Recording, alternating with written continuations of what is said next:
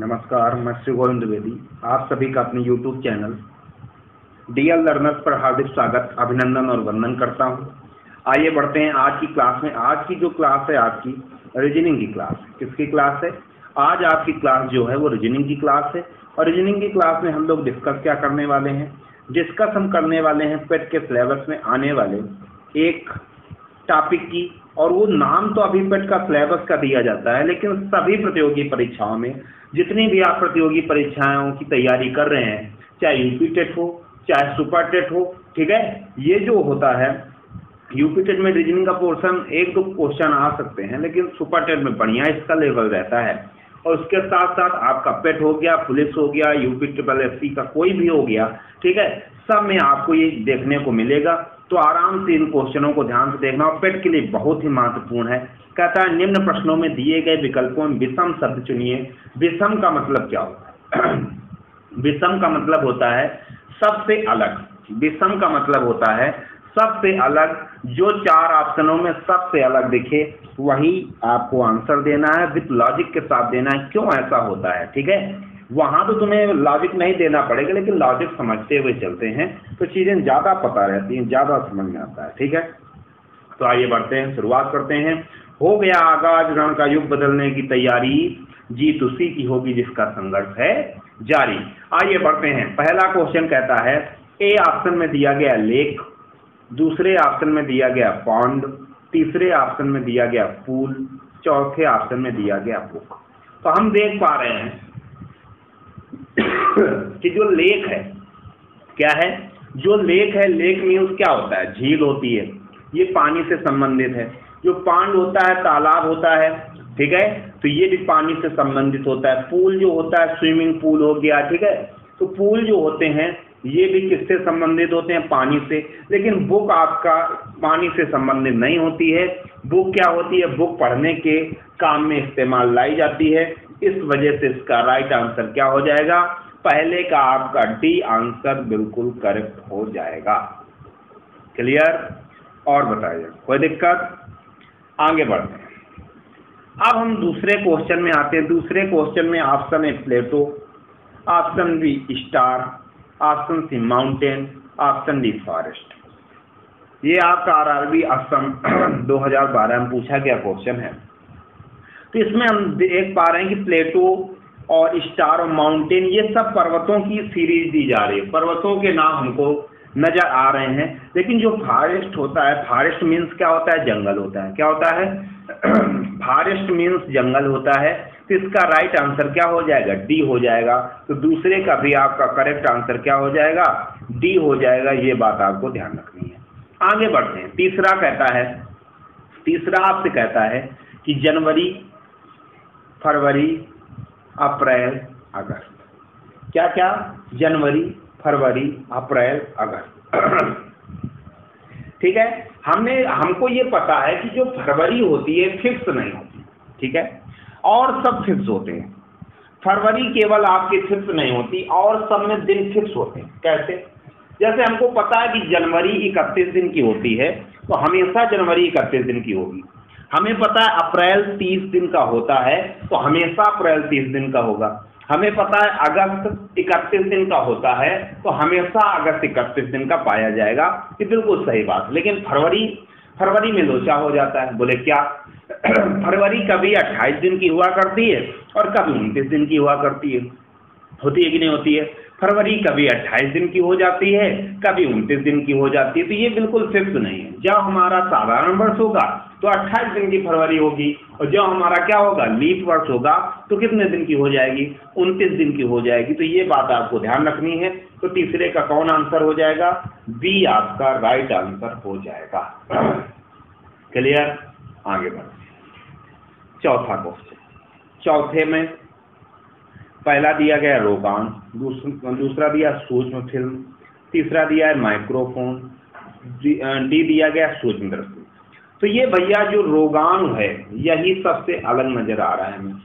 रोगाणु सबसे अलग नजर आ रहा है कि माइक्रोफोन, सूक्ष्म फिल्म और ये जो सूक्ष्मदर्शी हैं, तीनों कृत्रिम वस्तुएं। क्या है? कृत्रिम वस्तुएं हैं। और जो रोगाणु है ये भैया रोग है, ठीक है, एक जीव है। रोगाणु क्या है? एक जीव है। ठीक है, रोगाणु क्या होता है? एक जीव होता है, और हमारे पास जो सूक्ष्म फिन है, माइक्रोफोन है, सूक्ष्मदर्शी है, ये सब कृत्रिम वस्तुएं हैं। इस वजह से इसका राइट आंसर क्या हो जाएगा? रोगाणु आपका करेक्ट आंसर हो जाएगा। क्लियर? आगे बढ़ते हैं। पांचवा क्वेश्चन कहता है कि ऑप्शन ए है गैराज, ऑप्शन बी है विमानशाला, ऑप्शन सी है नौका घाट, ऑप्शन डी है उपवन। गैराज में क्या होता है? गैराज में गाड़ियां बनती हैं, गाड़ियां खड़ी की जाती हैं। विमानशाला में क्या होता है? विमानशाला में जो हवाई जहाज वगैरह जहां पे रुकते हैं, ठीक है, उनको हम एयरपोर्ट विमानशाला बोल देते हैं। नौका घाट क्या होता है? जहां पे नौका रुकती हैं, नाव वगैरह रुका करती हैं, वो नौका घाट हो जाता है। ठीक है। उपवन क्या होता है? जंगल यानी जहां पे पेड़ पौधे होते हैं वो जंगल होता है। तो ये जो तीनों चीजें हमने देखी ए बी सी, ये क्या थी? गाड़ी खड़ी करने के स्थान थे। वो चाहे जैसी गाड़ी हो, गैराज होगा तो कोई गाड़ी खड़ी करने का स्थान है, मतलब किसी प्रकार की गाड़ी हो जाए। विमानशाला है, इसमें हवाई जहाज वगैरह खड़े हो जाएंगे। जो आपका नौका घाट है, इसमें नौकायन होगा यानी नाव वगैरह खड़ी होंगी। लेकिन उपवन जो है, इसमें कोई गाड़ी खड़ी करने का स्थान नहीं है। इस वजह से राइट आंसर इसका क्या हो जाएगा? डी हो जाएगा। डी इसका करेक्ट आंसर हो जाएगा। क्लियर? गले में खराश है, थोड़ा सा आपको दिक्कत हो सकती है, वैसे चीजें बेहतर दी जा रही हैं। 6वां नंबर कहता है option A money order, option B speed post, option C पत्र।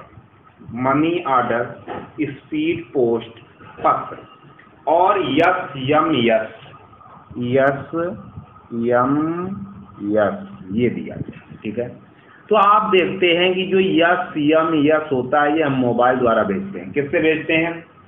मोबाइल से मैसेज टाइप किया, तुरंत भेज दिया, तो ये क्या हो जाता है? एसएमएस हो जाता है। होता है कि नहीं होता? ये भैया हो जाता है एसएमएस। और जो सारे दिख रहे हैं, मनी ऑर्डर हो, स्पीड पोस्ट हो, पत्र हो, ये सब डाक के माध्यम से भेजे जाने वाले चीजें हैं।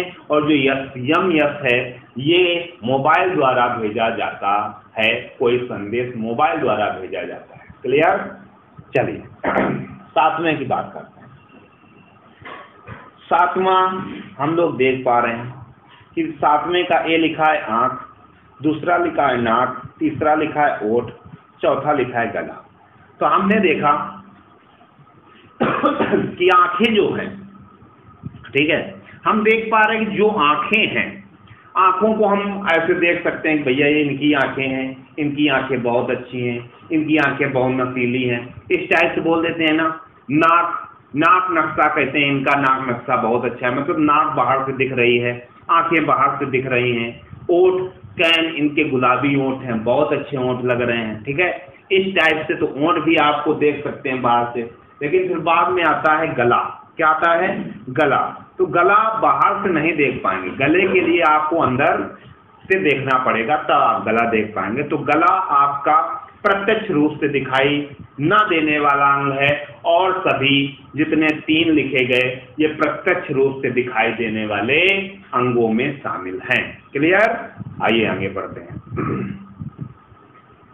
8वां दिया गया कि वर्ग मीटर, वर्ग फीट, वर्ग इंच, वर्ग मील। तो भैया ये जो वर्गमूल है, ये क्या होता है? स्क्वायर रूट होता है। और ये सब स्क्वायर हैं, यानी ये वर्ग के क्या हैं? क्षेत्रफल हैं। और ये क्या है? वर्ग की भुजा के अंतर्गत आ जाएगा। तो वर्गमूल को छोड़कर अन्य सभी क्षेत्रफल मापने की इकाई है। ये वर्ग मीटर क्षेत्रफल मापता है, वर्ग इंच क्षेत्रफल मापता है, वर्ग फीट क्षेत्रफल मापता है। तो इसका राइट आंसर क्या हो जाएगा?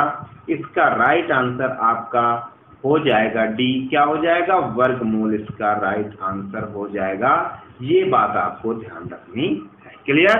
वर्गमूल इसका राइट आंसर है। कोई पूछे क्यों, तो आप बता देना कि वर्ग मीटर, वर्ग फीट, वर्ग इंच ये सारे क्या हैं? ये सारे क्षेत्रफल मापने की इकाई हैं, जबकि वर्गमूल क्षेत्रफल मापने की इकाई नहीं। क्लियर? आइए बढ़ते हैं। 9 नंबर क्वेश्चन कहता है मील, सेंटीमीटर, गज लीटर। तो इसमें हम देख पा रहे हैं मील से हम क्या मापते हैं, दूरी मापते हैं, सेंटीमीटर से क्या मापते हैं, दूरी मापते हैं, गज से क्या मापते हैं, दूरी मापते हैं। क्या लीटर से दूरी मापते हैं? नहीं मापते। लीटर से हम लिक्विड मापते हैं। तो इसका राइट आंसर क्या हो जाएगा? लीटर। लीटर ही सबसे अलग हमको दिख रहा था, इस वजह से इसका राइट आंसर क्या हो जाएगा?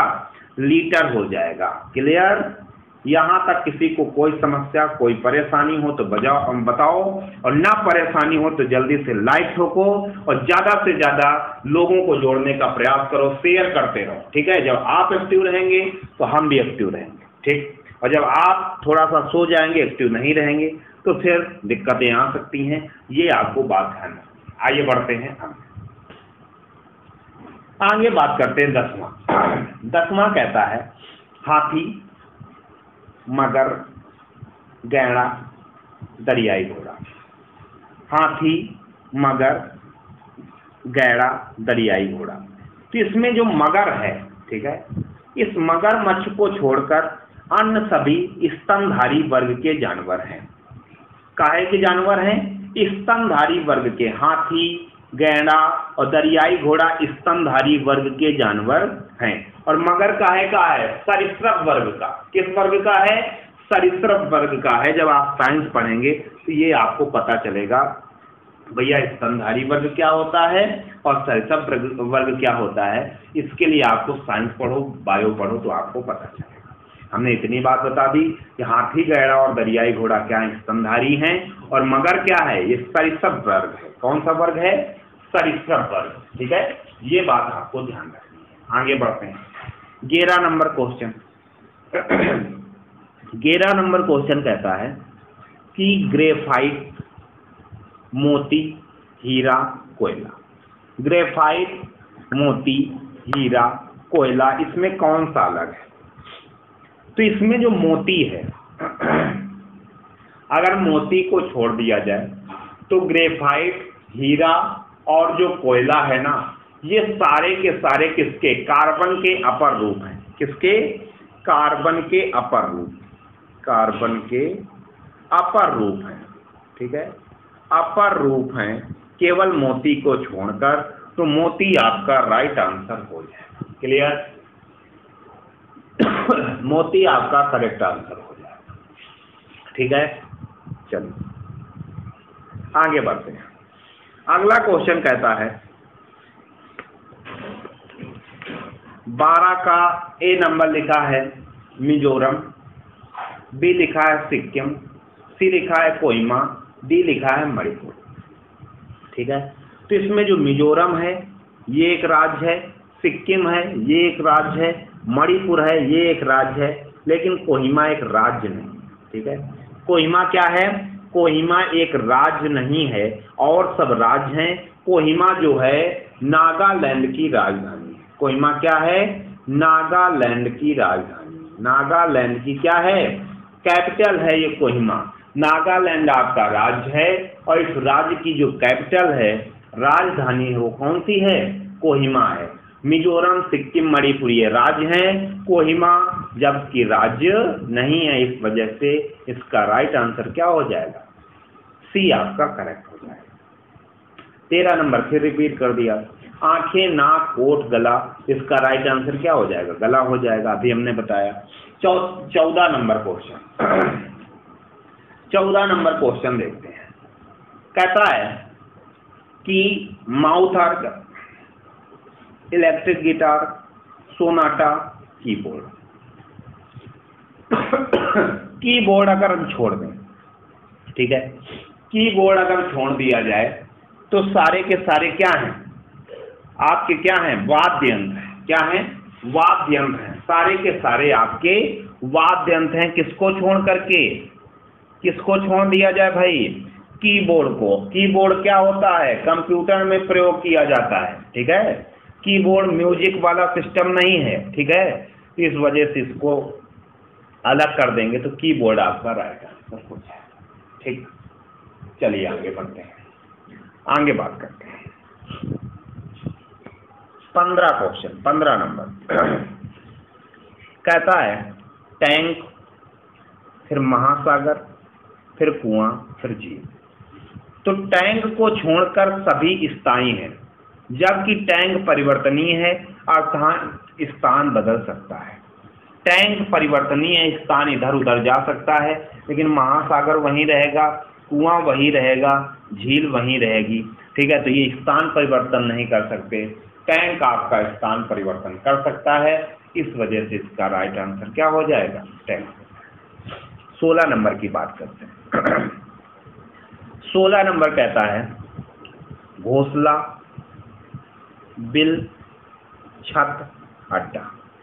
घोंसला, बिल, छत, अड्डा। तो छत जो होती है खुली जगह को कहते हैं। छत किसको कहते हैं? खुली जगह को छत कहा जाता है, जबकि अन्य सभी जगह क्या है? बंद है। अन्य सभी जगह क्या है? बंद है।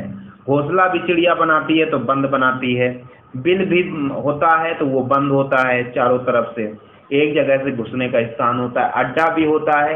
अड्डा किसका होता है? चोर डाकुओं का अड्डा होता है। तो जो अड्डा हुआ करता है ना, ये भी बंद होता है। खुला होगा तो सब लोग जान नहीं जाएंगे कि यहाँ चोर डाकू घुसे हैं। ठीक है, इस वजह से इसका 16 का राइट आंसर क्या हो जाएगा? सी हो जाएगा। ठीक, आगे बढ़ते हैं।